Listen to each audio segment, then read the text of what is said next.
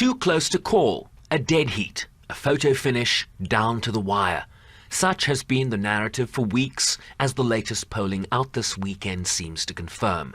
An ABC News Ipsos poll gives Harris a slim lead nationally, 49% to Trump's 46% among likely voters, while the New York Times Siena College poll out Sunday gives Harris a slight edge in the key swing states of Nevada, North Carolina, Wisconsin and Georgia, tied with Trump in Pennsylvania and Michigan, while Trump leads by 4 in Arizona, all within the margin of error. There are polls seemingly every day where Harris is up 1 and then another poll comes out and it's Trump up 1. So this is going to go right down to the wire, and I think it's going to be razor thin. We get to these closing stages of the race not without an election cycle framed by one drama after the next.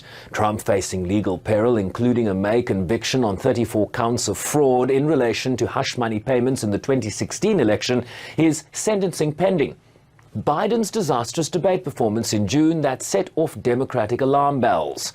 The assassination attempt on Trump in July, Biden dropping out of the race days later and endorsing his vice president, who then, within months, was able to close polling deficits Biden faced. Nominees barnstorming the swing states, making their final pitches to that slither of voters that could go either way and tip the balance in favor of Harris or Trump, here in Pennsylvania.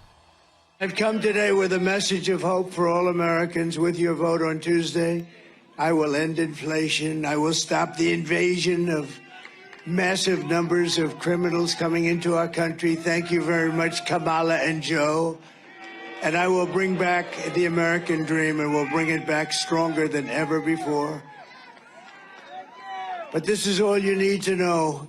Kamala broke it, and we will fix it. They are fighting so hard to steal this damn thing.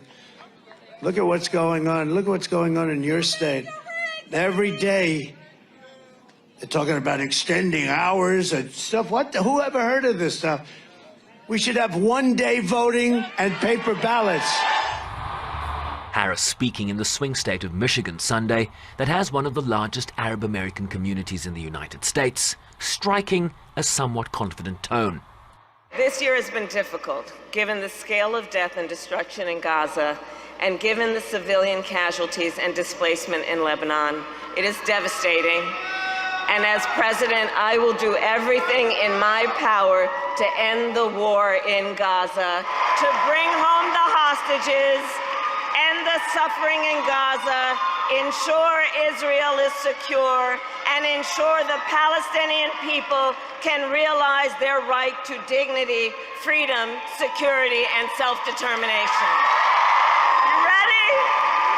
In one of the most consequential elections of our lifetime, and we have momentum. It is on our side. Can you feel it? And we have the momentum because our campaign is tapping into the ambitions, the aspirations, and the dreams of the American people. 3 or 4 points for Harris. Ground games key to squeeze out every vote that could make the difference in an election framed around the economy, immigration, abortion access, and America's place in the world. If Harris wins, we will find incremental changes from what was going on in the Biden administration. But they would be incremental. It'd be the status quo with some changes more in a direction that Harris would chart. I think changes in pressures on Israel, but probably behind the scenes, not so much blatantly in the public. If Trump is elected, what we will find is colossal change. I referred to it in other interviews as burning down the house, in effect.